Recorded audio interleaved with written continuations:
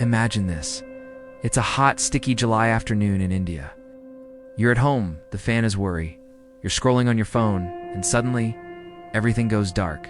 The fan stops. The Wi-Fi dies. You look out the window and see your entire neighborhood, your entire city, plunged into an eerie silence and darkness. Now, imagine this happening not just to your city, but to over 500 million people at once. This isn't the plot of a disaster movie. This was the reality for 620 million people in India on July 30th and 31st, 2012. It was the largest power outage in human history, a blackout so massive it was visible from space. So what happened? How did a system designed to power the world's second most populous country just ... switch off? To understand this colossal failure, we need to talk about India's power grid. It's not one single entity, but a massive interconnected web divided into regional grids. Think of it like a series of highways for electricity. In 2012, these grids were the northern, eastern, northeastern, western, and southern grids. The northern grid, serving over 300 million people, including the capital, New Delhi, was the epicenter of our story. The summer of 2012 was a scorcher. A delayed monsoon meant less rainfall, which had two big consequences. First, hydroelectric dams, a major source of power, weren't generating as much electricity because of low water levels. Second, the relentless heat drove farmers to pump massive amounts of groundwater to irrigate their crops. And city dwellers cranked up their air conditioners. This created a perfect storm: lower supply and record-breaking demand. The power grid operates on a knife's edge. Supply and demand have to be perfectly balanced at all times.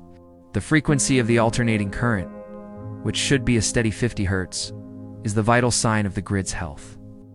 If demand exceeds supply, the frequency drops. If it drops too much, it's like an engine sputtering and power plants can get damaged.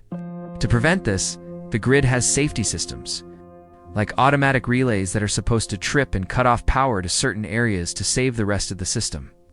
On the night of July 29th, the northern grid was already under immense stress. Several states were drawing far more power than they were allocated. They were essentially siphoning electricity from their neighbors. The grid operators were sending frantic warnings, but they were largely ignored. The frequency was dropping dangerously low. Then, at 2:33 a.m. on July 30th, a critical transmission line between Agra and Gwalior tripped. This wasn't supposed to be a catastrophe. The system is designed with redundancy. But the grid was already so fragile, so overloaded, that this single failure triggered a terrifying chain reaction. Like a line of dominoes, one substation after another automatically shut down to protect itself. Within minutes, the entire northern grid collapsed. 300 million people were left in the dark. The chaos was immediate. In New Delhi, the metro system, which carries 2 million people a day, ground to a halt. Hundreds of trains were stranded across northern India. Traffic lights went out, causing gridlock in major cities. Hospitals had to switch to backup generators, but many smaller clinics weren't so lucky. Water treatment plants stopped working, cutting off clean water supplies.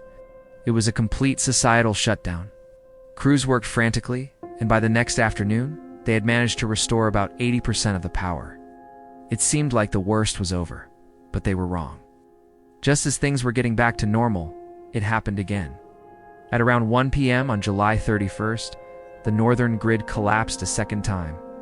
And this time, it took the eastern and northeastern grids down with it. The cascading failure was even bigger than the day before. The number of people without power doubled, from 300 million to a staggering 620 million. That's nearly 10% of the entire world's population, spread across 22 out of 28 states. This second collapse was even more severe.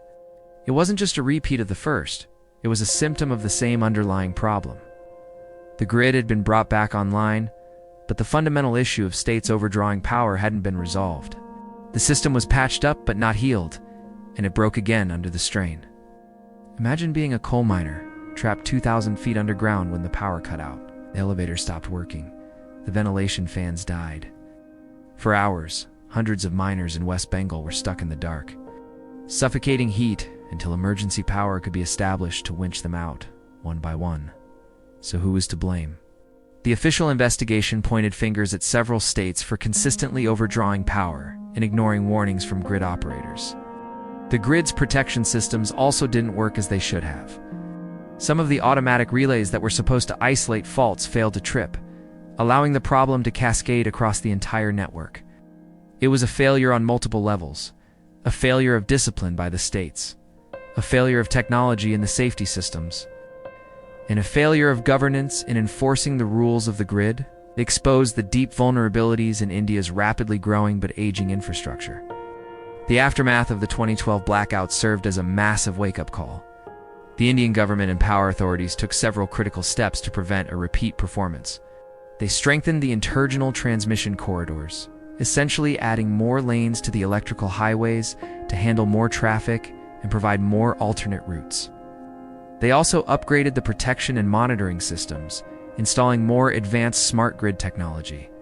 Think of it as giving the grid a more intelligent nervous system, allowing operators to see problems developing in real time and react much faster. Most importantly, they got serious about enforcement. Stricter penalties were put in place for states that overdraw power, making it financially painful to ignore the rules. They also worked on integrating the entire country into a single synchronous national grid. This was a monumental task. Finally completed in 2013 when the southern grid was connected to the rest of the country. A single national grid is more resilient, allowing power to be shifted from a region with a surplus to one with a deficit much more efficiently. Today, India's power grid is stronger and more robust than ever before. While challenges remain, especially with the massive growth in renewable energy like solar and wind, the lessons from the Great Blackout of 2012 were learned the hard way.